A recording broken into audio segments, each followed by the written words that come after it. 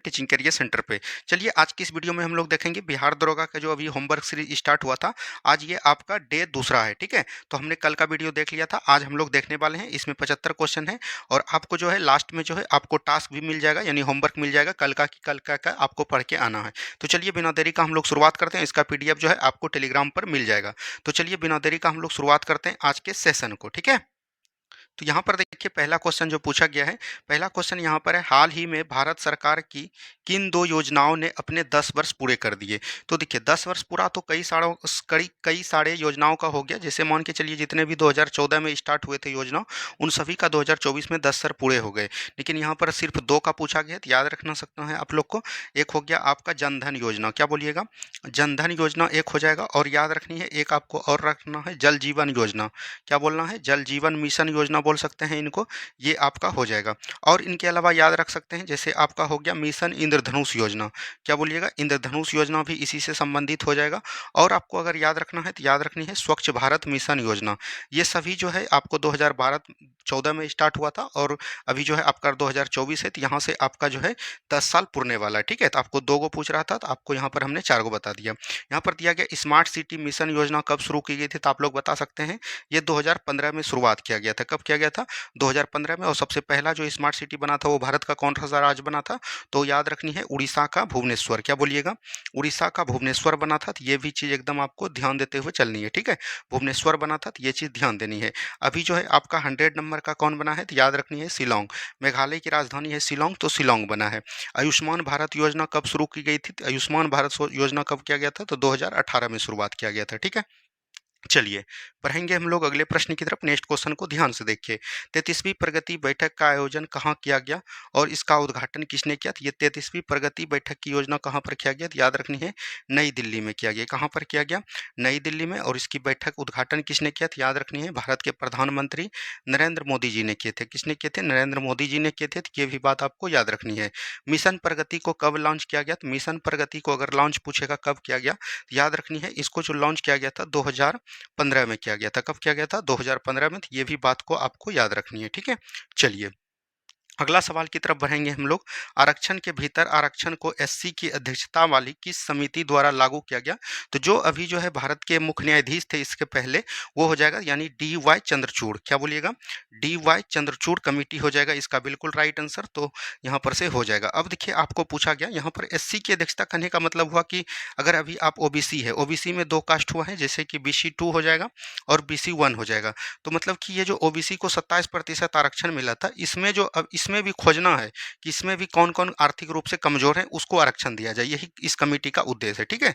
SC का वर्तमान मतलब कि सुप्रीम कोर्ट का वर्तमान सीआई कौन हो जाएगा, आपको याद रखनी है। अभी जो आपका हो जाएगा तो याद रखनी है संजीव खन्ना हो जाएंगे। कौन हो जाएंगे, संजीव खन्ना, ठीक है।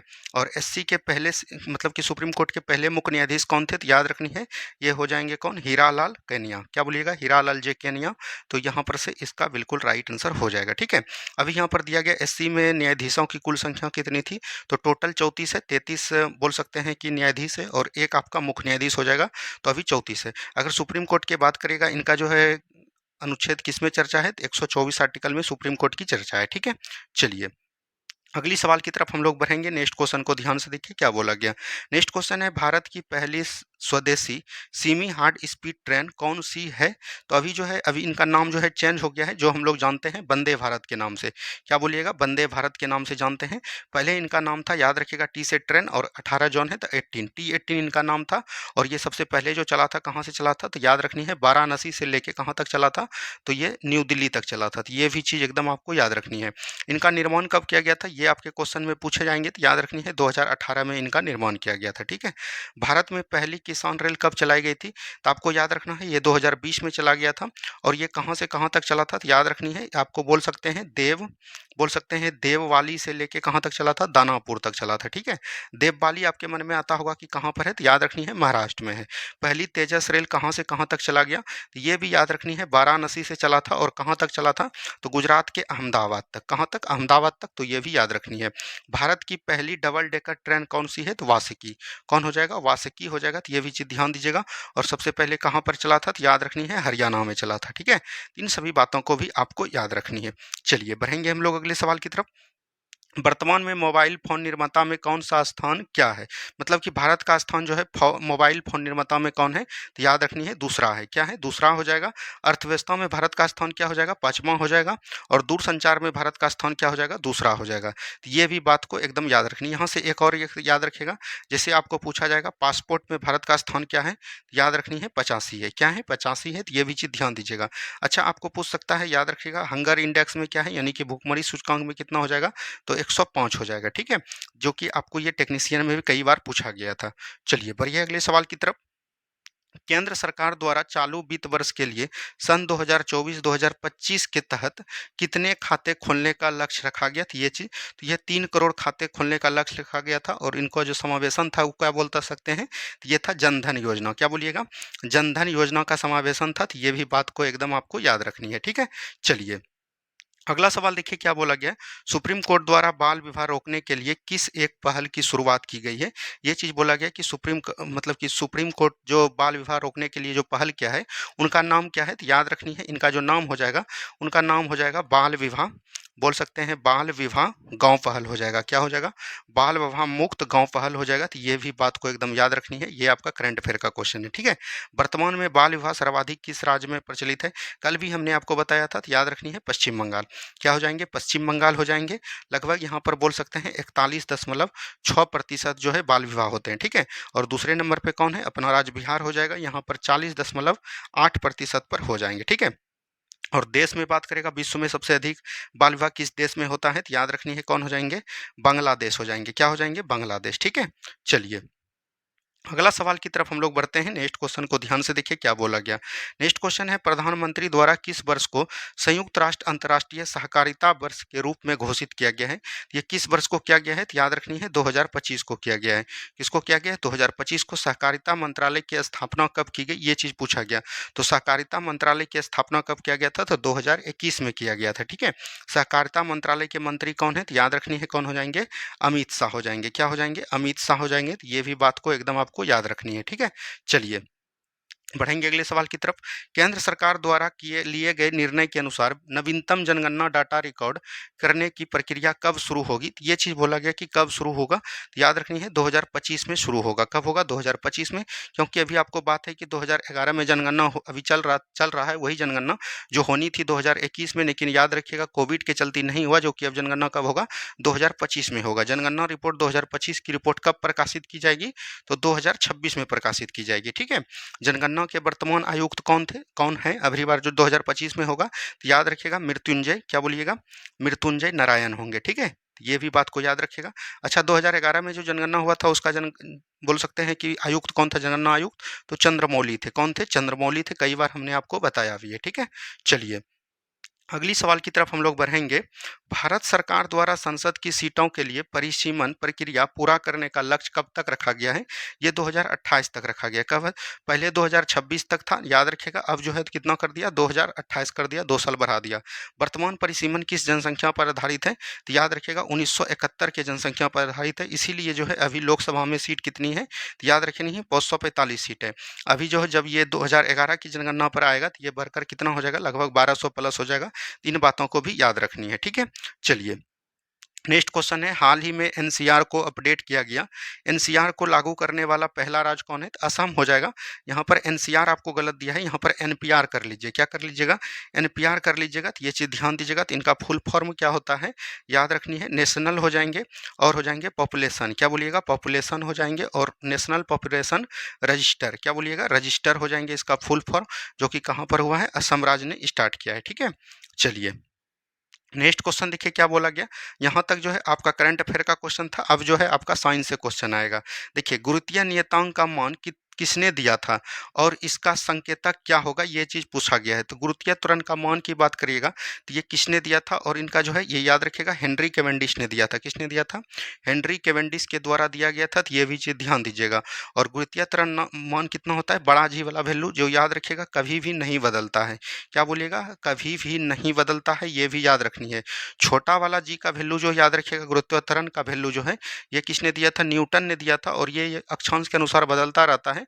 लेकिन बड़ा वाला जी का वैल्यू कभी नहीं बदलता है। इसका वैल्यू होता है, याद रखनी है, 6.67 गुना 10⁻⁻11 न्यूटन मीटर स्क्वायर पर केजी स्क्वायर। ये भी ध्यान आपको रखनी है, ठीक है। चलिए अगली सवाल को देखिए क्या बोला गया है। पीएम फसल बीमा योजना की शुरुआत कब हुई थी? पीएम फसल बीमा योजना की शुरुआत की बात करिएगा तो कब हुई थी, ये चीज पूछा गया। तो 2016 में हुआ था। कब हुआ था? 2016 में हुआ था। तो याद रखिएगा इसमें जो है सभी के लिए अलग अलग रखा था। जैसे आपका रवि हो गया, उसके बाद खरीफ हो गया, ठीक है। और उसके बाद अगर आपको पूछेगा तो यहाँ पर एक बागवानी होता है, तो ये भी ध्यान दीजिएगा। जैसे रवि की बात करिएगा तो रवि में जो है 1.5% के लिए रखा गया था, ठीक है। और खरीफ में बात करिएगा तो यहाँ पर 2% रखा गया था। और बागवानी में याद रखनी है 2% यानी 2.5% से बोल सकते हैं लगभग जो है 5% तक रखा गया था। तीन सभी बातों को भी याद रखनी है। अगला सवाल देखिए क्या बोला गया है। संविधान के लागू होने के समय मूल अधिकारों की संख्या कितनी थी? देखिए संविधान जब लागू हुआ था उस समय मूल अधिकारों की संख्या कितनी थी? 7 मूल अधिकार थे। अच्छा 7 मूल अधिकार कौन कौन थे? तो याद रखनी है, सबसे पहले हो जाएगा आपका समानता का अधिकार। उसके बाद याद रखनी है क्या हो जाएगा? स्वतंत्रता का अधिकार, ठीक है। स्वतंत्रता के बाद समानता का अधिकार हो जाएगा। उसके बाद स्वतंत्रता का अधिकार हो जाएगा। उसके बाद याद रखनी है शोषण के विरुद्ध अधिकार। उसके बाद याद रखनी है धार्मिक स्वतंत्रता। क्या बोलिएगा? धार्मिक स्वतंत्रता, ठीक है। उनके बाद धार्मिक स्वतंत्रता के बाद याद रखिएगा यहाँ पर बोल सकते हैं शिक्षा एवं संपत्ति के लिए अल्पसंख्यक वर्गों के स्वतंत्रता, ठीक है। उसके बाद बात करिएगा यहाँ पर जो है एक आता है संपत्ति के अधिकार। क्या बोलिएगा? संपत्ति का अधिकार। उसके बाद याद रखनी है एक आता है संवैधानिक अधिकार। ये सभी जो है आपको 7 मौलिक मूल अधिकार थे, तो ये चीज ध्यान दीजिएगा। समानता का अधिकार 14 से लेकर 18 तक है। स्वतंत्रता का अधिकार 19 से लेकर 22 तक है। शोषण के विरुद्ध अधिकार 23 से लेकर 24 तक है। और धार्मिक स्वतंत्रता के अधिकार याद रखनी है 25 से 28 तक है। और शिक्षा संबंधी का अधिकार जो है 29 और 30 है, ठीक है। और यहाँ पर संपत्ति का अधिकार 31 में था और संवैधानिक उपचार कितने में है? 32 आर्टिकल ये सब है, ये चीज ध्यान दीजिएगा। लेकिन एक संशोधन होता है, आपको ये भी ध्यान देनी है। एक संशोधन होता है 44वां संविधान संशोधन कब होता है? 1978 में होता है, जिसमें कि संपत्ति के अधिकार को यहाँ से निकाल कर याद रखेगा विधिक अधिकार बना दिया। क्या बना दिया? विधिक अधिकार बना दिया। और इसको 31 अनुच्छेद से लेके कहाँ ला दिया? 300 के क के अनुच्छेद में इनको दे दिया। ये भी बात याद रखिएगा। अभी वर्तमान में अगर पूछेगा तो 6 मौलिक अधिकार हैं। कितने हैं? 6 मौलिक अधिकार हैं, तो ये भी चीज ध्यान दीजिएगा। मौलिक अधिकार की चर्चा याद रखिएगा संविधान के भाग 3 में किया गया है। कहाँ पर? 3 में। और ये कहाँ से लिया गया है? तो याद रखनी है अमेरिका के संविधान से लिया गया है, ठीक है। तो ये भी चीज ध्यान देनी है। चलिए बढ़ेंगे अगले सवाल की तरफ। केसरी और मराठा पत्रिका का संपादन किसने किया था? केसरी और मराठा पुस्तक किसकी है? तो याद रखनी है ये हो जाएगा, ये पत्रिका जो है आपका हो जाएगा बाल गंगाधर तिलक का। किसका बोलिएगा? बाल गंगाधर तिलक का हो जाएगा। तो ये भी चीज ध्यान देनी है, बाल गंगाधर तिलक, ठीक है। अच्छा बाल गंगाधर तिलक ने याद रखनी है एक केसरी पराठा पत्रिका स्टार्ट किया और एक याद रखनी है मराठा। अगर पूछेगा केसरी किस भाषा में किया तो याद रखनी है अंग्रेजी भाषा में। और मराठा किस में किया तो याद सॉरी केसरी अगर पूछेगा तो ये याद रखनी है मराठी भाषा में किया। और अगर मराठा पूछेगा तो ये याद रखनी है इंग्लिश भाषा में क्या। इनका एक पुस्तक भी था जो कि जेल में लिखा था, तो वो ध्यान दीजिएगा वो कौन थे। तो याद रखनी है गीता रहस्य। क्या याद रखेंगे? गीता रहस्य रखेंगे, ठीक है। अच्छा याद रखनी है बाल गंगाधर तिलक को जो है अशांति का जनक भी बोला गया था। क्या बोला गया? अशांति का जनक। अशांति का जनक इनको किसने बोला था? तो याद रखनी है बेलन बोल सकते हैं बेलन टोली सिरोल ने बोला गया था। तो ये भी चीज ध्यान दीजिएगा, ठीक है। ये भी आपको याद रखनी है। चलिए अगला सवाल देखिए क्या बोला गया है। नेक्स्ट क्वेश्चन यहाँ पर दिया गया है, भारत में प्रत्येक वर्ष आर्थिक सर्वेक्षण किसके द्वारा प्रकाशित किया जाता है? ये चीज पूछा गया। ये किसके द्वारा? तो याद रखनी है वित्त आयोग के द्वारा। किसके द्वारा? वित्त आयोग के द्वारा ये याद रखनी है। ये जो है बोल सकते हैं कि आर्थिक सर्वेक्षण जो है ये प्रकाशित किया जाता है। ये चीज ध्यान देनी है। और ये कब रिपोर्ट जारी करता है? तो याद रखनी है जब बजट पारित होता है उससे जो है एक दिन पूर्व। क्या बोलिएगा? एक दिन पूर्व, ठीक है। अब यहाँ पर बात आता है वित्त आयोग। वित्त आयोग की चर्चा संविधान के 280 आर्टिकल में की गई है। इन बातों को भी याद रखनी है, ठीक है। चलिए अगला सवाल देखिए, भारतीय राष्ट्रीय कांग्रेस के सेकेंड मुस्लिम अध्यक्ष कौन थे? बात करिएगा कांग्रेस के सेकेंड यानी दूसरा मुस्लिम अध्यक्ष पूछ रहा है। अगर यहाँ पर बात करिएगा प्रथम, तो प्रथम आपका कौन हो जाएंगे? तो याद रखनी है प्रथम अगर पूछेगा तो ये याद रखनी है आपका कौन हो जाएंगे? तो बैयत जी। क्या बोलिएगा? यहाँ पर थोड़ा सा नाम हमको डिफिकल्ट हो रहा है। प्रथम की बात करिएगा तो यहाँ पर से होते हैं कौन? बैयत जी नाम है, इस तरह से याद रखनी है। 1887 का जो अधिवेशन किया था, ये चीज़ ध्यान दीजिएगा। वहीं अगर दूसरा अगर पूछेगा तो दूसरा आपको कौन हो जाएगा, तो रहीमतुल्लाह सयानी हो जाएंगे। क्या हो जाएंगे, रहीमतुल्लाह सयानी, इसका बिल्कुल राइट आंसर आपका हो जाएगा। ठीक है, रहीमतुल्लाह सयानी कहाँ पर किए थे, तो याद रखनी है 1896 का कलकत्ता अधिवेशन किए थे। क्या बोलिएगा, कलकत्ता अधिवेशन किए थे, और इसी में जो है वंदे मातरम भी गाया गया था। क्या बोलिएगा, वंदे मातरम को पहली बार इसी अधिवेशन में गाया गया था। यहाँ पर बात आता है कांग्रेस, कांग्रेस की बात करेगा, कांग्रेस का गठन कब हुआ था, तो याद रखनी है 28 दिसंबर 1885 ईस्वी को जो है कांग्रेस का गठन हुआ था। और ये कहाँ पर हुआ था, तो याद रखनी है मुंबई में हुआ था। कहाँ पर, मुंबई में हुआ था। और मुंबई में बात करेगा इसका किसने किया था, तो ए ओ ह्यूम के द्वारा। किसको द्वारा, ए ओ ह्यूम के द्वारा किया था। उस समय वायसराय कौन था, तो याद रखनी है डफरिन थे। क्या बोलिएगा, डफरिन थे। ठीक है, चलिए अगला सवाल देखिए क्या बोला गया है, किस तत्व का प्रयोग प्रोटीन के संश्लेषण में किया जाता है। तो तत्व का प्रोटीन के संश्लेषण में किसका प्रयोग किया जाता है, किस तत्व का प्रयोग जो है बोला गया प्रोटीन के संश्लेषण में किया जाता है। तो याद रखिएगा तत्व यहाँ पर पूछेगा तो कौन हो जाएंगे, नाइट्रोजन हो जाएंगे। क्या हो जाएगा, नाइट्रोजन हो जाएगा। तो ये भी चीज़ ध्यान देते हुए चलनी है। ठीक है, चलिए अगला सवाल देखिए क्या बोला गया है, भारत के नियंत्रक और महालेखा परीक्षक की पद किस अधिनियम द्वारा लाया गया था। अगर बात करिएगा भारत के नियंत्रक एवं महालेखा परीक्षक की नियुक्ति किस अधिनियम द्वारा, तो 1919 के अधिनियम के द्वारा लाया गया। बात करिएगा यहाँ पर के, इसका फुल फॉर्म क्या होता है, याद रखनी है comptroller and auditor general of India. ठीक है, और इनका गठन जो है संविधान के 148 आर्टिकल में किया गया है। अगर बात करिएगा सबसे पहला बोल सकते हैं CAG यानी पहला के कौन था, तो याद रखिएगा निरहरी राव थे। कौन थे, निरहरी राव थे। ये चीज़ ध्यान दीजिएगा। और अभी अगर वर्तमान में पूछेगा इससे पहले कौन थे, तो याद रखनी है वर्तमान में अगर के पूछेगा तो ये हो जाएगा आपका संजय मूर्ति। कौन हो जाएंगे, संजय मूर्ति हो जाएंगे। और इनसे पहले कौन थे, तो याद रखनी है गिरीश चंद्र मुर्मू। कौन बोलेंगे, गिरीश चंद्र मुर्मू थे। इन सभी बातों को याद रखनी है। ठीक है, चलिए अगला सवाल यहाँ पर पूछा जा रहा है। अगला सवाल दिया गया है, नौजवान भारत सभा की स्थापना कब और किसके द्वारा की गई थी। तो नौजवान भारत सभा की स्थापना 1926 में किया गया था। और किसने किया था, तो याद रखनी है भगत सिंह ने। किसने किया था, भगत सिंह ने। और याद रखिएगा इनके साथ जो था कौन थे, छविल दास थे। कौन थे, छविल दास थे। तो ये भी चीज़ ध्यान दीजिएगा।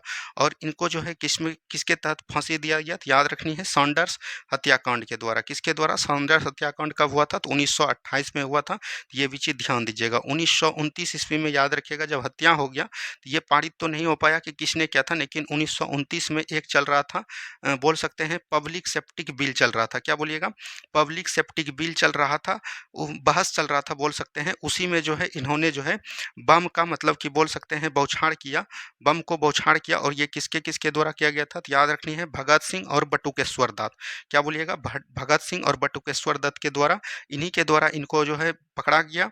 और यहाँ पर बोला गया कि इनको जो है सॉन्डर्स हत्याकांड के मामले में फंसा दिया गया। तो यहाँ से राइट आंसर क्या हो जाएगा आपका 1926। ये चीज़ ध्यान देनी है। चलिए अगला सवाल देखिए क्या बोला गया है, भारत में मौद्रिक नीति कौन जारी करता है, तो ये तो हो जाएगा रिजर्व बैंक ऑफ इंडिया। ठीक है, रिजर्व बैंक ऑफ इंडिया का अधिनियम कब आया, 1934 में अधिनियम आया। याद रखनी है। और 1934 के अधिनियम में ये किस कमेटी पर हुआ, तो याद रखनी है यंग हिल्टन के कमेटी पर इनका गठन कब किया गया है, तो याद रखनी है 1 अप्रैल बोल सकते हैं 1 अप्रैल। क्या बोलिएगा, 1 अप्रैल 1935 को इनका गठन किया गया। ठीक है, उस समय इनका मुख्यालय कहाँ पर हुआ करता था, कलकत्ता में हुआ करता था। और इनका पहला बोल सकते हैं कि इन समय आरबीआई का जब गठन हुआ उस समय इनके गवर्नर कौन थे, तो ये चीज़ पूछा जाएगा। तो याद रखनी है एसबोर्न स्मिथ हो जाएंगे। क्या हो जाएंगे, एसबोर्न स्मिथ हो जाएंगे। और अगर भारतीय प्रथम पूछेगा आपको तो कौन हो जाएंगे, तो याद रखनी है सीडी देशमुख। क्या याद रखनी है, सीडी देशमुख को याद रखनी है। अगर बात करेगा आरबीआई का बोल सकते हैं कि राष्ट्रीयकरण कब हुआ दोस्तों, ये भी क्वेश्चन कई बार पूछा गया। तो आरबीआई का राष्ट्रीयकरण कब किया गया था, तो याद रखनी है 1 जनवरी 1949 में। कब किया गया था, 1 जनवरी 1949 में। लेकिन अभी अगर पूछेगा कि आरबीआई का गवर्नर कौन है, तो याद रखनी है कौन हो जाएंगे, अभी अगर पूछेगा आरबीआई का गवर्नर कौन हो जाएंगे, तो याद रखनी है संजय मल्होत्रा हो जाएंगे। क्या हो जाएंगे, संजय मल्होत्रा हो जाएंगे। तो ये चीज़ ध्यान दीजिएगा। और ये किस क्रम के होंगे, तो 26वें क्रम के। तो इन सभी बातों को आपको याद रखनी है। ठीक है, चलिए नेक्स्ट क्वेश्चन देखिए क्या बोला गया, बौद्ध धर्म से संबंधित धर्मराज का स्तूप का निर्माण किसने कराया था और वो कहाँ अवस्थित है। ये किसने कराया था, अशोक ने कराया था। और ये कहाँ पर है, तो याद रखनी है वाराणसी में है। तो ये भी चीज़ ध्यान देनी है। एक और याद रखनी है सांची का स्तूप। सांची का स्तूप कहाँ पर है, मध्य प्रदेश में। और ये भी किसने कराया, अशोक ने कराया। ठीक है, चलिए नेक्स्ट क्वेश्चन है, सार्वभौमिक टीकाकरण के लिए कौन सी योजना चलाई गई थी और इसे कब शुरू किया गया था? तो 2014 में शुरू किया गया था। और याद रखनी है, क्या हो जाएगा? मिशन इंद्रधनुष हो जाएगा। क्या हो जाएगा? मिशन इंद्रधनुष हो जाएगा। तो ये भी चीज ध्यान दीजिएगा। और इसमें कितने टीकों का प्रावधान किया गया था? तो 7 टीकों का प्रावधान किया गया था। ठीक है, चलिए अगला सवाल देखिए, यूएनईपी यानी यूनाइटेड नेशन इन्वायरमेंट प्रोग्राम की स्थापना किस सम्मेलन में की गई थी? तो याद रखनी है, स्टॉकहोम सम्मेलन में। क्या बोलिएगा? स्टॉकहोम सम्मेलन में किया गया था। तो ये भी चीज ध्यान दीजिएगा। स्टॉकहोम सम्मेलन कब किया गया था? तो 1972 में। कब किया गया था? 1972 में। और इन्हीं के द्वारा याद रखनी है, 5 जून को हमेशा क्या मनाया जाता है? तो याद रखनी है, पर्यावरण दिवस मनाया जाता है। क्या मनाया जाता है? पर्यावरण दिवस मनाया जाता है। तो ये भी चीज ध्यान देनी है। ठीक है, चलिए अगला सवाल देखिए, मानव मस्तिष्क का सबसे छोटा भाग कौन हो जाएगा? तो याद रखनी है, अनुमस्तिष्क। क्या बोलनी है? अनुमस्तिष्क हो जाएंगे। ठीक है, और इनको हम लोग क्या बोलते हैं? सेरेबेलम बोलते हैं। क्या बोलेंगे? सेरेबेलम बोलेंगे। तो ये भी चीज ध्यान दीजिएगा। सबसे बड़ा बोलेगा तो अग्र मस्तिष्क, पश्च मस्तिष्क हो जाएगा। और वो कौन हो जाएंगे? सेरेब्रम हो जाएंगे। इन दोनों बातों को याद रखनी है। ठीक है, चलिए नेक्स्ट क्वेश्चन देखिए, भारत में मंत्रिपरिषद का आकार क्या होगा और इसे किस अधिनियम द्वारा निर्धारित किया गया था? देखिए मंत्रिपरिषद का आकार बहुत बात करिएगा तो लोकसभा का बोल सकते हैं, लोकसभा का कितना होगा? 15% होगा। और इसमें बोल सकते हैं पीएम खुद होंगे। ठीक है, अगर बात करिएगा अभी आपका 545 सीट है तो इसका 15% निकाल लेना है। और ये लगभग जो है 85 होंगे, सॉरी 88 की कितना होता है, तो ये चीज ध्यान दीजिएगा। इतना ही मंत्री बना सकते हैं। ठीक है, और ये किस संविधान संशोधन द्वारा? 51वां संविधान संशोधन 2003 में ये पारित किया गया। तो ये भी चीज को एकदम याद रखनी है। चलिए अगला सवाल देखिए, नर्मदा नदी किन दो पहाड़ियों के मध्य से होकर गुजरती है? बात करिएगा, नर्मदा नदी कहाँ से निकलती है? मध्य प्रदेश के अमरकंटक की पहाड़ी से निकलती है। कहाँ से? अमरकंटक की पहाड़ी से। और ये किसके किसके बीच है? तो याद रखनी है विंध्य पर्वत और याद रखनी है सतपुरा श्रेणी के बीच है। ठीक है, तो ये बात को याद रखनी है, इसी से जो है नर्मदा नदी गुजरती है। नर्मदा नदी मध्य प्रदेश के अमरकंटक की पहाड़ी से निकलती है और अपना जल जो है खंबात की खाड़ी होते हुए अरब सागर में गिराती है। यहाँ तक कि इसकी लंबाई कितनी है? 1312 किलोमीटर है। ये भी चीज ध्यान दीजिएगा। इसकी कई सारी सहायक नदियां भी है जो आपको पूछा जाएगा। तो याद रखनी है, एक हो जाएगा आपका ओरसंग, उसके बाद याद रखनी है तवा, उसके बाद याद रखनी है बंजर। ये सभी को याद रखनी है। इस पे जो है नर्मदा नदी पर जलप्रपात भी है, तो याद रखनी है, एक हो जाएगा दुग्ध धारा जलप्रपात। ठीक है, और एक याद रखनी है कपिल धारा जलप्रपात। ये सभी बातों को भी याद रखनी है। चलिए बढ़िए अगले सवाल की तरफ। नेक्स्ट क्वेश्चन देखिए, जैव विविधता अधिनियम किस वर्ष पारित किया गया? तो ये 2002 में पारित किया गया। कब किया गया? 2002 में। और जैव विविधता दिवस हम लोग कब मनाते हैं? तो याद रखनी है 22 मई को मनाते हैं। कब मनाते हैं? 22 मई को मनाते हैं जैव विविधता दिवस। तो इन सभी बातों को भी आपको याद रखनी है। ठीक है, चलिए अगला सवाल देखिए, पीएम गरीब कल्याण रोजगार योजना की शुरुआत कहाँ से की गई थी? पीएम गरीब कल्याण रोजगार की शुरुआत कहाँ से किया गया था? ये चीज पूछा गया। तो ये याद रखनी है, नई दिल्ली से किया गया। कहाँ से किया गया? सॉरी, नई दिल्ली से नहीं दोस्तों, यहाँ पर से राइट आंसर कीजिएगा। यहाँ पर से बिहार हो जाएगा। क्या हो जाएगा? बिहार से। और बिहार के किस जिले से किया गया? तो खगड़िया जिले से किया गया। तो ये चीज ध्यान देनी है। ठीक है, चलिए अगला सवाल देखिए, सर्वोच्च न्यायालय के जजों का वेतन संविधान के किस अनुच्छेद के द्वारा निर्धारित किया गया? ये संविधान के 125 आर्टिकल में वेतन के बारे में बात की गई है। सर्वोच्च न्यायालय की बात करेगा तो 124 आर्टिकल में सर्वोच्च न्यायालय है, 125 में उनके वेतन का है, 126 में याद रखनी है। इसमें जो है क्या बोला गया? बोल सकते हैं कि कुछ मामलों में जो है न्यायाधीश को काम करने के लिए इसमें अनुमति दी गई है। 127 में क्या बोला गया? याद रखिएगा, तदर्थ न्यायाधीश के बारे में। 128 में बोला गया सेवानिवृत्त न्यायाधीश। जब भी बोल सकते हैं सुप्रीम कोर्ट के काम बढ़ जाएंगे तो जो रिटायर न्यायाधीश है उनको काम पर ला सकते हैं, ये बोला गया। 129 में बोला गया सुप्रीम कोर्ट जो है अभिलेख जारी करेगा। तो इन सभी बातों को भी याद रखनी है। अगला सवाल देखिए, पूंजीवादी अर्थव्यवस्था के उद्गम का स्रोत किस पुस्तक को माना जाता है? तो याद रखनी है वेल्थ ऑफ नेशन। क्या बोलिएगा? वेल्थ ऑफ नेशन पुस्तक में इनका जो है स्रोत माना जाता है। और यह पुस्तक किसने लिखा है? तो एडम स्मिथ ने। किसने? एडम स्मिथ जी ने लिखा है। ठीक है, चलिए अगली सवाल देखिए, कृषि और उससे संबंधित क्षेत्र की अर्थव्यवस्था किस श्रेणी में रखा गया? कृषि, पशुपालन, ये सब जो है प्रथम क्षेत्र में रखा गया। तो ये भी चीज ध्यान दीजिएगा। द्वितीय क्षेत्र में क्या क्या रखा गया? जैसे याद रखनी है गैस हो गया, विद्युत आपूर्ति हो गया, जल विद्युत आपूर्ति हो गया, वस्त्र हो गया, ये सब जो है द्वितीय में। और तृतीय में आपका क्या रखा गया है? बैंकिंग हो गया। ठीक है, बैंकिंग हो गया, रेल परिवहन हो गया। ठीक है, और बोल सकते हैं सेवा हो गया। ये सभी जो किस में रखा गया? तीसरा में। तीन सभी बातों को याद रखनी है। अगला सवाल देखिए, गैस और जल विद्युत आपूर्ति अर्थव्यवस्था के किस क्षेत्र का विषय है? तो ये दूसरा हो जाएगा, तो ये चीज ध्यान देनी है। अगला सवाल देखिए, निम्न में से कौन सा तृतीय क्षेत्र का विषय नहीं है? होटल हो जाएगा, रियल एस्टेट हो जाएगा, चिकित्सा हो जाएगा, वर्ष अभी तुरंत हमने बताया ये दूसरा हो जाएगा। यहाँ से सेकेंड ये क्षेत्र में आते हैं, ठीक है। चलिए अगला सवाल देखिए, भारतीय अर्थव्यवस्था का सेक्टर विभाजन किसके द्वारा किया गया था? यानी कि भारतीय अर्थव्यवस्था का जो सेक्टर विभाजन है वह किसके द्वारा किया गया? तो याद रखनी है, ये जो है किंग जॉर्ज फिशर के द्वारा किया गया। तो ये भी बात को एकदम आपको याद रखनी है। चलिए अगला सवाल देखिए क्या बोला गया, सरकारी और हस्तक्षेप की नीति को अपनाने का समर्थन अर्थव्यवस्था के किस स्वरूप को दिया गया? यानी सरकारी और हस्तक्षेप की नीति को अपनाने का समर्थन अर्थव्यवस्था के किस स्वरूप को दिया गया? तो ये चीज बोला गया, तो याद रखनी है, ये हो जाएगा पूंजीवादी अर्थव्यवस्था को। क्या हो जाएगा? पूंजीवादी अर्थव्यवस्था, यानी कि सरकारी जो है उसमें हस्तक्षेप नहीं कर सकते हैं। तो ये किस में बोला गया? पूंजीवादी अर्थव्यवस्था में। अगला सवाल देखिए, समाजवादी अर्थव्यवस्था का विचार किसके द्वारा किया गया? तो कार्ल मार्क्स के द्वारा। किसके द्वारा हो जाएगा? कार्ल मार्क्स के द्वारा हो जाएगा। तो ये चीज ध्यान दीजिएगा। कार्ल मार्क्स के जन्म की बात करिएगा तो 1813 ईस्वी में इनका जो है जर्मनी में जन्म होता है। ये चीज ध्यान दीजिएगा। और इनका मृत्यु जो है 1883 ईस्वी में होते हैं, ठीक है। और बात करेगा, इनका एक पुस्तक भी है, इनका पुस्तक का नाम क्या हो जाएंगे? दास कैपिटल हो जाएंगे। क्या हो जाएंगे? Das Kapital. तो ये भी बात को याद रखनी है। चलिए अगला सवाल देखिए क्या बोला गया है, वैसी अर्थव्यवस्था जिनका अन्य अर्थव्यवस्था के साथ कोई आर्थिक संबंध नहीं होता है तो वो तो हो जाएंगे बंद अर्थव्यवस्था। क्या हो जाएंगे? बंद अर्थव्यवस्था हो जाएंगे। तो ये भी चीज एकदम आपको याद रखनी है। मतलब कि बोल सकते हैं कि स्वतंत्र है, सिर्फ उसको अपने से ही काम है, ना किसी से लेना ना किसी से देना। इसका कहने का मतलब ये है, ठीक है। चलिए अगला सवाल देखिए क्या बोला गया है, भारत में किस प्रकार की अर्थव्यवस्था प्रचलित है? तो याद रखनी है मिश्रित अर्थव्यवस्था यहाँ पर है। क्या बोलिएगा? मिश्रित अर्थव्यवस्था है। तो ये भी बात को एकदम आपको याद रखते हुए चलनी है, ठीक है। चलिए बढ़ेंगे अगले सवाल की तरफ। अगला सवाल देखिए क्या बोला गया, भारत में पहली बार राष्ट्रीय आय का आकलन कब किया गया था? तो याद रखनी है, भारत में अगर पूछेगा पहली बार राष्ट्रीय आय का आकलन कब किया गया था, तो लगभग ये जो है 1868 ईस्वी में किया गया। 1868 ईस्वी या 1968 ईस्वी में किया गया था। और ये किसने किया था? तो याद रखनी है दादा भाई नौरोजी के द्वारा। किसके द्वारा? दादा भाई नौरोजी ने किया था। तो ये चीज ध्यान दीजिएगा। और सॉरी 1868 में ही किया गया था। तो ये याद रखनी है यहाँ पर 1868 में। और इसने जो है याद रखनी है उस समय जो बताया गया, याद रखनी है 20 रुपया प्रति व्यक्ति आय के बारे में आकलन किया था दादा भाई नौरोजी ने। याद रखनी है इनका एक पत्रिका भी है, वो भी बात आपको याद रखनी है। वो कौन हो जाएंगे? तो रफ्त गुफ्तार हो जाएंगे। क्या हो जाएंगे? रफ्त गुफ्तार नामक पत्रिका भी थी। तो ये भी चीज ध्यान दीजिएगा। इनका एक पुस्तक है जो कि 1901 में छपा था। तो याद रखनी है the poverty and British rule in India, ठीक है। तो the British poverty in British rule in India इन्हीं की पुस्तक है, ठीक है।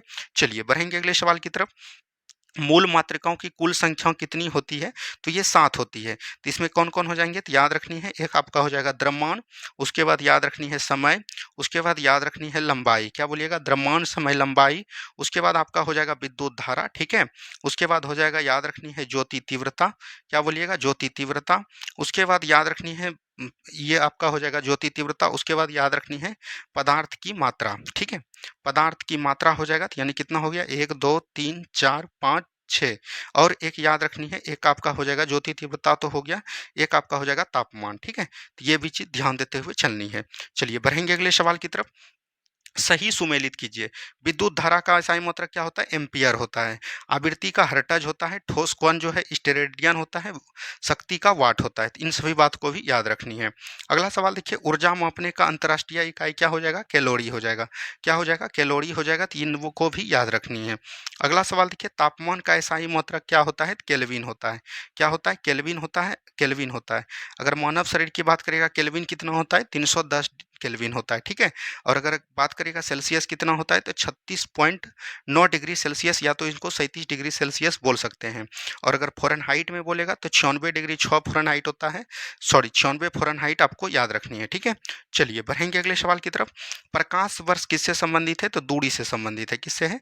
दूरी से, खगोलीय दूरी। प्रकाश वर्ष, एक प्रकाश वर्ष बराबर कितना होता है? तो याद रखनी है 9.46 गुना 10 पर पावर 12 किलोमीटर हो जाएगा। और ये याद रखनी है मीटर में देगा तो 9.46 गुना 10 पर पावर 15 किलोमीटर, ठीक है, मीटर, ठीक है। तो ये भी बात को याद रखनी है। अगला सवाल देखिए, निम्नलिखित में से कौन सी द्वीप तीव्रता के SI मात्रक यानी ज्योति तीव्रता के SI मात्रक क्या हो जाएगा? तो याद रखनी है ज्योति तीव्रता के SI मात्रक हो जाएगा केल्विन। क्या हो जाएगा? केल्विन हो जाएगा। तो ये भी चीज ध्यान देनी है। निम्नलिखित में से ज्योति तीव्र की तीव्रता का एसआई मात्रक क्या होता है? तो याद रखनी है कैंडेला होता है। सॉरी, यहाँ पर माफ़ी चाहते हैं, क्या हो जाएगा? कैंडेला हो जाएगा, क्योंकि याद रखनी है ये तापमान का एसआई मात्रक केल्विन होता है, ज्योति तीव्रता का क्या होगा? कैंडेला होगा। ठीक है, चलिए नेक्स्ट क्वेश्चन। वैसी भौतिक राशियां जिनमें केवल परिणाम होता है तथा दिशा नहीं होता है वो क्या कहलाएगा? तो अदिश राशि कहलाएगा। क्या हो जाएगा? अदिश राशि। और जिसमें परिणाम एवं दिशा दोनों होगा वो क्या कहलाएगा? सदिश राशि कहलाएगा। तीन बातों को भी याद रखनी है। जैसे चाल, चाल आपका क्या है? तो याद रखनी है अदिश राशि। वेग क्या है? तो वेग आपका सदिश राशि है। ठीक है, ये भी चीज ध्यान देनी है। अगला सवाल देखिए। बल, भार, त्वरण, विस्थापन, वेग, संवेग, चुंबकीय बल, ये ताप, ये सभी कैसी राशियां हैं? तो याद रखनी है सदिश राशि है। कैसी राशि है? सदिश राशि है, तो ये भी बात को याद रखनी है। अगला सवाल देखिए। यूकैरियोटिक और प्रोकैरियोटिक कोशिका में पाए जाने वाला झिल्ली रहित अंग कौन हो जाएगा? तो राइबोसोम हो जाएंगे। कौन हो जाए? राइबोसोम हो जाएंगे। तो ये भी चीज ध्यान दीजिएगा। राइबोसोम का खोज किसने किया? पैलेड ने किया। तो ये भी चीज ध्यान देनी है। राइबोसोम याद रखेगा प्रोटीन का संश्लेषण करते हैं। क्या करते हैं? प्रोटीन का संश्लेषण कौन करेगा? तो राइबोसोम करेगा। तो ये भी चीज ध्यान दीजिएगा। और इसमें याद रखनी है 70 राइबोसोम पाया जाता है प्रोकैरियोटिक में। किसमें? प्रोकैरियोटिक में। ठीक है, यूकैरियोटिक में एक 80 राइबोसोम। ठीक है, चलिए नेक्स्ट क्वेश्चन देखिए। कोशिका को सर्वप्रथम किसने देखा था? तो याद रखनी है इसको जो है सबसे पहले कॉर्क में देखा गया था। और इनको कब देखा गया था? 1665 ईस्वी में। और ये किसने देखा था? तो रॉबर्ट हुक ने देखा था। और कोशिका का खोज भी इन्हीं को माना जाता है। ठीक है, चलिए अगला सवाल देखिए। किसी कोशिका का कौन सा कोशिकांग अपशिष्ट कीटाणु में मदद करता है? यानी कि अपशिष्ट कीटाणु में मदद कौन करता है? तो याद रखनी है किसी कोशिका का कोशिकांग जो अपशिष्ट में करता है तो वो हो जाएगा लाइसोसोम। कौन हो जाएंगे? लाइसोसोम हो जाएंगे। तो ये चीज ध्यान दीजिएगा।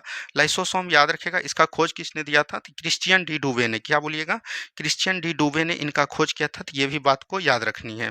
और इन्हीं को हम लोग क्या बोलते हैं? आत्महत्या का थैली भी बोलते हैं। आत्महत्या का थैली किसको बोलते हैं? तो लाइसोसोम को बोलते हैं। Next question. निम्नलिखित में से कौन सा कोशिका के सुसाइड बैंक यानी आत्महत्या थैली, तभी तुरंत हमने बताया क्या हो जाएंगे? लाइसोसोम हो जाएंगे। क्या हो जाएंगे? लाइसोसोम हो जाएंगे। अगला सवाल देखिए क्या बोला गया है। प्राणी में सबसे लंबी कोशिका कौन हो जाएंगे? तो न्यूरॉन कोशिका। कौन बोलिएगा? तंत्रिका कोशिका या न्यूरॉन कोशिका। वहीं अगर सबसे कम पूछेगा, सबसे छोटा पूछेगा तो वो आपका हो जाएगा मानव शरीर में आरबीसी। ठीक है, वहीं अगर पूछेगा पूरा पृथ्वी पर अगर सबसे बड़ा, तो याद रखनी है सबसे बड़ा अगर पूछेगा शुतुरमुर्ग का अंडा हो जाएगा। क्या हो जाएगा? शुतुरमुर्ग का अंडा। और अगर सबसे छोटा पूछेगा तो कौन हो जाएगा? तो याद रखनी है ये हो जाएगा माइकोप्लाज्मा। क्या हो जाएगा? माइकोप्लाज्मा। तो ये भी बात को याद रखनी है। चलिए अगला सवाल देखिए। केंद्रक की खोज किस वैज्ञानिक ने की थी? तो याद रखनी है रॉबर्ट ब्राउन ने किया था। किसने किया था? रॉबर्ट ब्राउन ने किया था केंद्रक का खोज। ये भी बात आपको याद रखनी है।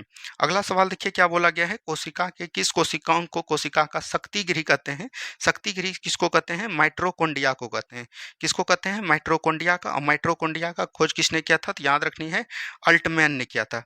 लेकिन इसका सबसे पहला पता किसने लगाया था? तो याद रखनी है कॉल्बैन ने लगाया था। ये भी बात को याद रखनी है। इसको क्या बोलते हैं? पावर हाउस ऑफ सेल बोलते हैं। क्या बोलते हैं? पावर हाउस ऑफ सेल बोलते हैं। तो ये भी बात को याद रखनी है। अगला सवाल देखिए। कोशिका का सबसे बाहरी दीवार का नाम बताएं।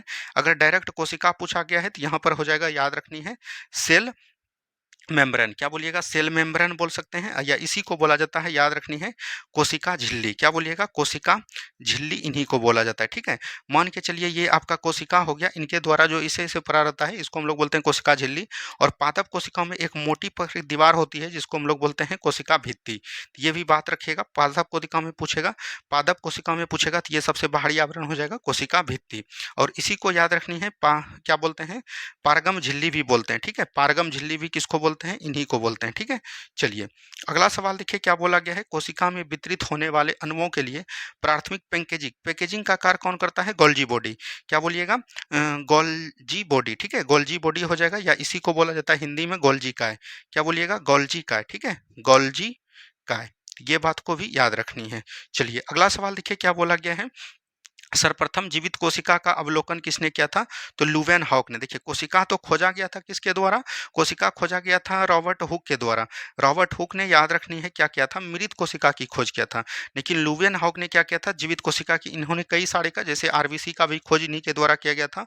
प्रोटोप्लाज्म का भी खोज किसने किया था? प्रोटोप्लाज्म का भी खोज इन्हीं के द्वारा किया गया था। तो ये भी बात को याद रखनी है। अगली सवाल की तरफ हम लोग बढ़ेंगे। वैज्ञानिक हक्सले ने जीवन का भौतिक अधिकार भौतिक अधिकार किसे कहा गया है?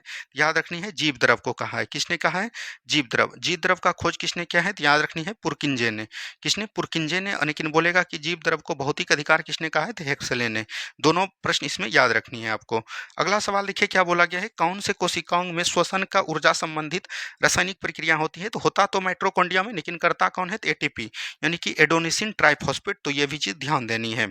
चलिए अगला सवाल देखिए, कोशिका की ऊर्जा के रूप में किसको जाना जाता है? कोशिका की ऊर्जा के रूप में हम लोग किसको जानते हैं? एटीपी को जानते हैं। तो ये चीज ध्यान देनी है। अगला सवाल देखिए क्या बोला गया है, वनस्पति कोशिका में क्लोरोफिल का संबंध किससे है? तो प्रकाश संश्लेषण से हो जाएगा। किससे हो जाएगा? प्रकाश संश्लेषण से हो जाएगा। तो ये भी बात को एकदम याद रखनी है। प्रकाश संश्लेषण का फॉर्मूला आपको ध्यान देनी है। जैसे याद रखनी है आपको जो है, वायुमंडल से क्या लेगा? Carbon dioxide. मिट्टी से क्या ग्रहण करेगा? जल। और ऊपर से याद रखनी है आपको जो है, यहाँ पर पड़ता है क्या? सूर्य का प्रकाश। सूर्य का प्रकाश में याद रखनी है क्या बनाएगा? क्लोरोफिल बनाएगा। क्या बनाएगा? क्लोरोफिल बनाएगा। याद रखनी है क्लोरोफिल। और ये निर्माण क्या करेंगे? ग्लूकोज का C6H12O6। और याद रखिएगा कुछ मात्रा में जल का भी निर्माण करेगा और कुछ मात्रा में ऑक्सीजन जो है बाहर निकालेगा। ये बात को एकदम याद रखनी है। ये प्रकाश संश्लेषण का फॉर्मूला आपको पूछा जाएगा। अगला सवाल देखिए, आरबीसी का निर्माण गिरही एवं कब्रिस्तान क्रमशः है। आरबीसी का निर्माण जो है कहाँ पर किया जाता है? तो याद रखनी है बोन मैरो में। क्या बोलिएगा? बोन मैरो में जो है इनका निर्माण किया जाता है। और अगर इसका कब्रिस्तान पूछेगा तो ये हो जाएगा स्प्लीन या पलीहा बोल सकते हैं। बोन मैरो के आप अस्थि मज्जा भी इनको बोल सकते हैं। ठीक है, तो ये दोनों बात को याद रखनी है। आरबीसी का कब्रगाह किसको बोलते हैं? पलीहा या स्प्लीन को बोलते हैं। और इनका जीवन काल कितना दिन तक होता है? तो 120 दिन तक लगभग होता है। ठीक है, चलिए नेक्स्ट क्वेश्चन देखिए, कोशिकाएं मिलकर प्राथमिक रूप से किनका निर्माण करती है? तो याद रखनी है टिश्यू का निर्माण करेगा। किसका निर्माण करेगा? टिश्यू या बोल सकते हैं उत्तक का निर्माण करते हैं। ठीक है, कोशिकाओं के समूह को हम लोग क्या बोलते हैं? उत्तक बोलते हैं। ठीक है, चलिए अगला सवाल देखिए, प्लाज्मा झिल्ली किसे कहते हैं जो प्रोटीन एवं लिपिड से मिलकर बनी होती है? प्लाज्मा झिल्ली किसे कहते हैं जो प्रोटीन एवं लिपिड के से मिलकर बनी होती है? तो याद रखिएगा ये कौन हो जाएगा? आपका कोशिका झिल्ली हो जाएगा। क्या हो जाएगा? कोशिका झिल्ली हो जाएगा। तो ये भी चीज ध्यान दीजिएगा। और या इसी को हम लोग बोल सकते हैं केंद्रक। केंद्रक भी याद रखिएगा, ये प्लाज्मा झिल्ली का रहता है और प्रोटीन एवं लिपिड से बना होता है। ठीक है, चलिए अगला सवाल देखिए, गुणसूत्र धागे के समान संरचना कहाँ पाए जाते हैं? तो ये केंद्रक में पाए जाते हैं। कहाँ पर पाए जाते हैं? केंद्रक में पाए जाते हैं। और इसको वहां पर क्या बोलते हैं? क्रोमोमेटिन बोलते हैं। ठीक है, क्रोमोटिन बोलते हैं। तो ये चीज ध्यान दीजिएगा। गुणसूत्र जो है याद रखने हैं डबल एस से रहते हैं। यहाँ पर ध्यान दीजिएगा, इस तरह से जो है आपको बना रहता है। सॉरी, इस तरह से जो है आपको यहाँ पर गुणसूत्र रहता है। और इसकी लंबाई अगर पूछेगा आपको तो 34 संग्रेस्टम होता है। और इसकी अगर लंबाई पूछेगा तो याद रखनी है 20 संग्रेस्टम होता है। तो ये भी चीज को ध्यान दीजिएगा। गुणसूत्र की खोज किसने किया है? तो याद रखनी है वाल्डेयर ने किया है। किसने किया है? वाल्डेयर ने। ठीक है, चलिए अगला सवाल देखिए, मनुष्यों में जो है कोशिका विभाजन मुख्यतः कितने प्रकार के होते हैं? कोशिका विभाजन मुख्यतः डैश प्रकार के होते हैं, ये चीज पूछा गया। यानी कि मनुष्यों में जो है कोशिका विभाजन मुख्यतः डैश प्रकार के होते हैं? तो 2 प्रकार के होते हैं। तो याद रखनी है, एक हो जाएगा आपका अर्धसूत्री। क्या हो जाएगा? अर्धसूत्री हो जाएगा। और एक आपको याद रखनी है समसूत्री विभाजन। ये दोनों विभाजन को एकदम आपको याद रखनी है। अगला सवाल देखिए क्या बोला गया है, गुणसूत्र शब्द किस वैज्ञानिक ने? अभी तुरंत हमने बताया क्या हो जाएंगे? वाल्डेयर हो जाएंगे। क्या हो जाएंगे? वाल्डेयर हो जाएंगे। ठीक है, अगला सवाल देखिए क्या बोला गया है, पादप कोशिकाओं का सबसे बाहरी आवरण निम्न में से क्या कहलाता है? पादप कोशिका का भी तुरंत हमने बताया क्या कहलाएगा? कोशिका भित्ति कहलाएगा। क्या कहलाएगा? कोशिका भित्ति कहलाएगा। ठीक है, चलिए अगला सवाल देखिए क्या बोला गया है, डीएनए के द्वैहेलिक्स प्रारूप को पहली बार किस वैज्ञानिक ने प्रस्तावित किया? तो ये किसने किया? तो याद रखनी है वाटसन एवं क्रिक ने किया। किसने किया? वाटसन एवं क्रिक ने किया। तो ये भी चीज ध्यान देनी है। और अगर पूछेगा डीएनए का, याद रखनी है बोल दो हेलिस मॉडल प्रारूप किसने किया? तो वाटसन एवं क्रिक ने किया। तो ये भी चीज ध्यान दीजिएगा। एक यहाँ पर पूछा जाएगा और आपको जो है कोशिका सिद्धांत किसने दिया? ठीक है, कोशिका सिद्धांत पूछेगा तो ये किसने हो जाएगा? तो याद रखनी है स्लाइडन एवं स्वान ने किया। ठीक है, तो ये दोनों प्रश्नों को एकदम आपको याद रखनी है। अगली सवाल की तरफ हम लोग बढ़ेंगे, कोशिका की क्रियात्मक गतिविधियां किसके द्वारा नियंत्रण होती है? कोशिका की क्रियात्मक गतिविधियां याद रखिएगा किसके द्वारा? तो केंद्रक के द्वारा। किसके द्वारा? केंद्रक के द्वारा जो है इनका नियंत्रण किया जाता है। अगली सवाल की तरफ बढ़िए, 2 या 2 से अधिक शुद्ध पदार्थ को एक मात्र के विचार से निश्चित अनुपात में जब मिलाएगा तो वो क्या हो जाएगा? तो आपका यौगिक हो जाएगा। और ऐसे ही मिला देगा तब आपका क्या बन जाएगा? मिश्रण बन जाएगा। तो ये भी चीज ध्यान देनी है। चलिए अगले सवाल देखिए क्या बोला गया, ऐसे तत्व जिनमें धातु और अधातु के गुण पाए जाते हैं उसको हम लोग क्या बोलते हैं, उपधातु के नाम से जानते हैं। क्या बोलेंगे, उपधातु के नाम से जानते हैं। ठीक है, अगला सवाल देखिए, कौन सा पदार्थ प्रकृति में तीनों अवस्थाओं में पाया जाता है, तो जल हो जाएगा। क्या हो जाएगा, H2O जल हो जाएगा। ठीक है, चलिए अगला सवाल देखिए, पदार्थ के चतुर्थ अवस्था कौन हो जाएंगे, तो याद रखनी है, सबसे पहला ठोस होता है, उसके बाद क्या होता था, द्रव, उसके बाद होता था गैस। तो ये जो तीन मुख्य अवस्था है, लेकिन उसके बाद आपका क्या हो जाएगा, चौथा हो जाएगा आपका प्लाज्मा, और पांचवा क्या हो जाएगा, तो बोस आइंस्टीन कंडेंसेट। क्या बोलिएगा, बोस आइंस्टीन कंडेंसेट हो जाएगा। तो ये चीज ध्यान दीजिएगा। तो ये आपका 75 क्वेश्चन आज हमने करवा दिया। यहाँ पर से थोड़ा सा कल का होमवर्क आप लोग देख लीजिए। देखिए करंट अफेयर में आपको जो है 14 नंबर पेज से लेके 20 नंबर पेज तक देखना है। ठीक है, उसके बाद बात आता है यहाँ पर हिस्ट्री। हिस्ट्री में जो है आपको देखना है, बोल सकते हैं अंग्रेजों का जो अंग्रेज कंपनी का जो गठन हुआ था उससे जो है भारत पर क्या प्रभाव पड़ा था, इसके बारे में पढ़ कर आना है।